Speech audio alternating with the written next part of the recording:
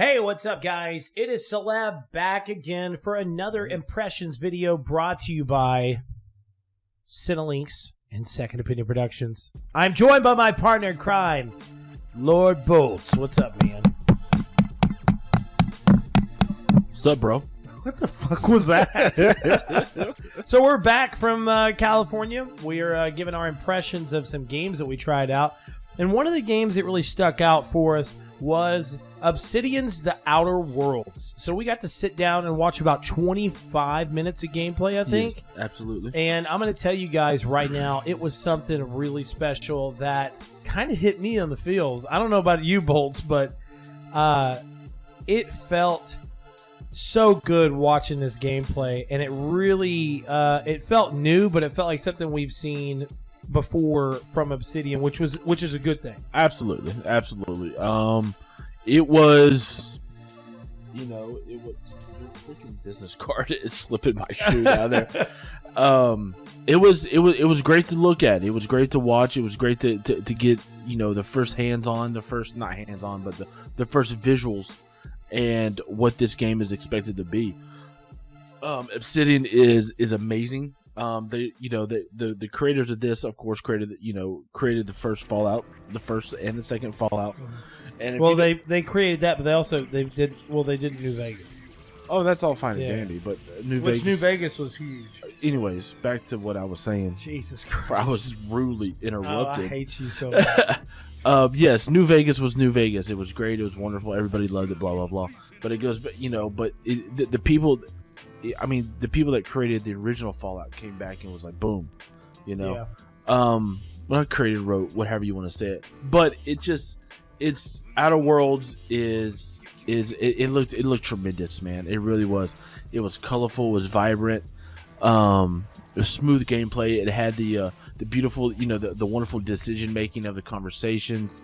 And it reminded you of a Fallout game. Absolutely.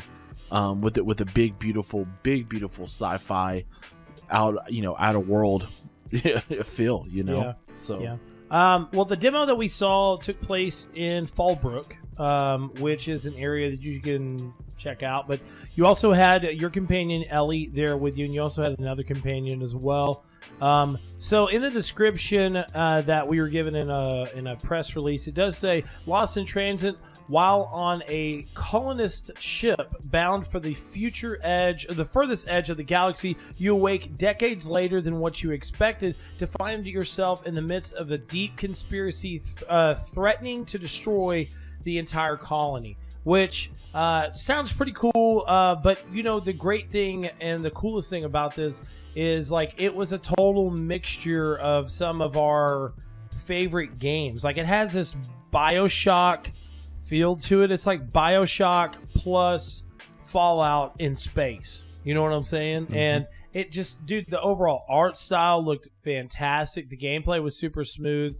And one of the best things that I really enjoyed about the gameplay that we saw was the decision making that you could do in the game. So you have skill points that you can use that can unlock stuff like charm or intimidation or lying or whatever else. And that's one of the great things about previous Fallout titles, that you have the ability of doing tons of different choices. Or even a game like Bolts. That Bolts really loved was the Mass Effect series. You as you play through the game and you develop your character, you can have certain traits that you could be a bigger asshole. If you were an asshole and your traits were high enough, then that would always work out in your favor more. So it seems like this is going to kind of have the same exact thing. And I don't know about you, Bolts, but the visuals of the facial animations and everything looked fantastic. Yeah, absolutely. I was impressed. And as much as the people don't like me to hear it and say it and so on and so forth, sorry to say, y'all, but this is what Fallout 76 should have been. Yeah. It was awesome. And I don't care what anybody says also. This is kind of a nut shot to the company that created Fallout 76, because this is what the fans wanted. This is what the consumers, the gamers wanted. Mm-hmm. So, well, my feelings on that, bro. I think Bethesda's doing a great thing with Fallout 76. I think they're coming back with the NPCs or whatever else. But I will say shout outs to Obsidian, because Obsidian did say that they didn't want to make this as like a shout or a shot. I don't know why I said shout, but a shot at Bethesda. It was more or less shout. They wanted to make Let it all out.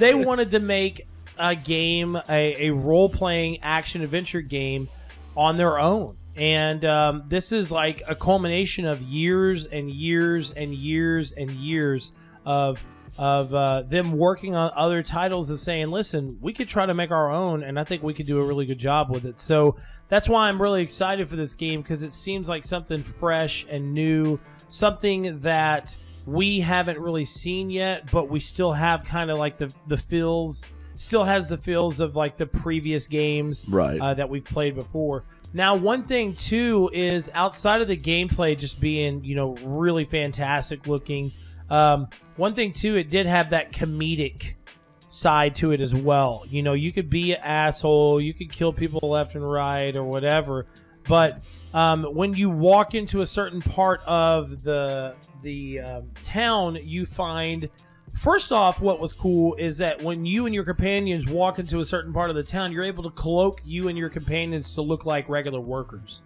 You know what I'm saying? Yeah. Like, that was awesome. And there's certain bots in this area that you can talk to or intimidate or whatever else. But you end up walking into basically a meat factory. And in these meat factories were borts. Is that what they were called? I think that's the best way to pronounce it, I believe. Yeah, it was like borts, and they do, or borsts or whatever. And with these borsts, they have tumors. They grow tumors all over their body that are like bacon flavored tumors, and you can whatever they said, the company they'll dice them up, make them into stuff, or they'll make them into Borstwursts, which are supposedly some of the most disgusting things that they can make. But it was just crazy, bro. Like, the way that the developers were explaining the game, and the fact that you can actually go in there and take the stuff and use it for yourself or sell it or whatever else. It's just awesome, dude. It's straight up action RPG gameplay that we know and that we love. And of course, the game can be played in co-op too, correct? I believe so, yes. Of course, this is going to be a great game to hopefully be able to play with your friends. One thing I did see in the action, whenever they were taking on certain enemies, there was like a slowdown effect as well. So with that, I don't know about you, Bolts. Like, I really like that. Do you like that addition, to where it's like a kind of a little bit of a focus mode? Do you think? Oh that's yeah, a little absolutely. distracting? No. I think it's fine because it gives you a moment to gather yourself, collect yourself. You got an enemy on a long distance shot that you're trying to pinpoint. So yeah, no, I don't mind that at all. Yeah. Also, you can get different things throughout the game. You can get your perk points. You can get different flaws as well. That will help you in the game to make certain decisions or do certain things that you want.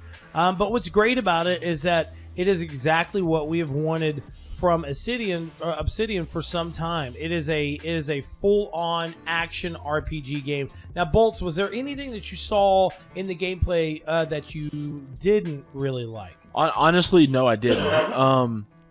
I'm a big fan of this style, of this big open RPG, decision making. I rather enjoyed everything that I saw. I really did. By the way, I just remembered those things were called cyst pigs. Cyst pigs? Cyst pigs. Okay. Yeah, they're the food and stuff they're made into is borsts. Okay. But they're called cyst pigs. That's right. Because I remember whenever they showed them on there, I was like, "What is that?" And he was like, "These are cyst pigs. They grow tumors that are flavored like bacon." But yeah, it was cyst pigs. And the dude that ran it, his name was Clive Lumberg, which made me laugh because of Office Space. There you go. The dude on there was named Lumberg, so which he was a total creep, the dude that you were going to take on. But what's cool, and I hate, I'm sorry for interrupting, but no, you're good. One cool thing is that from this interaction that you have with like Clive, I'm looking at some screens right here. You actually, what's cool about it is that you were sent in to kill Clive. You were sent in to kill Clive by a certain person, and you have the option at this point in time, at the end of this mission, to actually either join Clive and then kill the person that sent you to kill Clive, Right. kill Clive, or try to make them work together, which nobody's really done before. Like try to bring them together and make the colony a happier place. Right. Which I thought was fucking awesome, bro. That shows you that this game is not only like a Fallout game, but it's also like it is a full on like player choice title. You know what I'm saying? Like, no, there's going to be a ton of different endings. There's going to be all different types of decisions and choices. It's so many playthroughs. Playability will be extremely high with this. Now, I will say, I heard some people online, and I got to say this, it's been sitting with me since I heard it. I heard some people online saying, like, they didn't like the way that some of the characters, like, I guess were wording stuff. Like, they would have certain phrases that they would say, and I guess the character didn't react the way that they wanted them to react, like emotionally. Right. And I saw one dude online was like, I saw this, and I mean, it really makes me not want to even buy the game, which made no fucking excuse to It made no sense to me at all. But I mean, Bolts, like you even know, like this game is gonna be good, and it's gonna have things that it needs to work on or whatever. But I mean, absolutely. And when they release it, if everything is not perfect, no game out there when it's released is perfect nowadays. There's so much that so they try to fit in these games. It's not gonna be perfect when it first releases.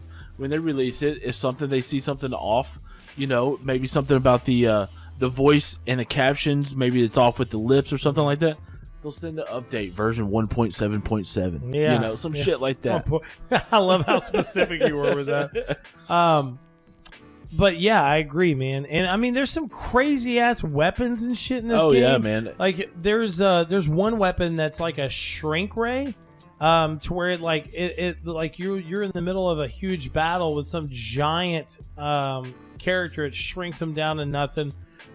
There's all different types of weapons that you're going to be able to use. And by the way, the thing I was talking about earlier was called tactical time dilation, I guess, which is it gives you that sensibility of like kind of like a Matrix feel to it, to where you're able to like slow things down and like focus on things, which looks just so fucking sick, bro. It looks so cool.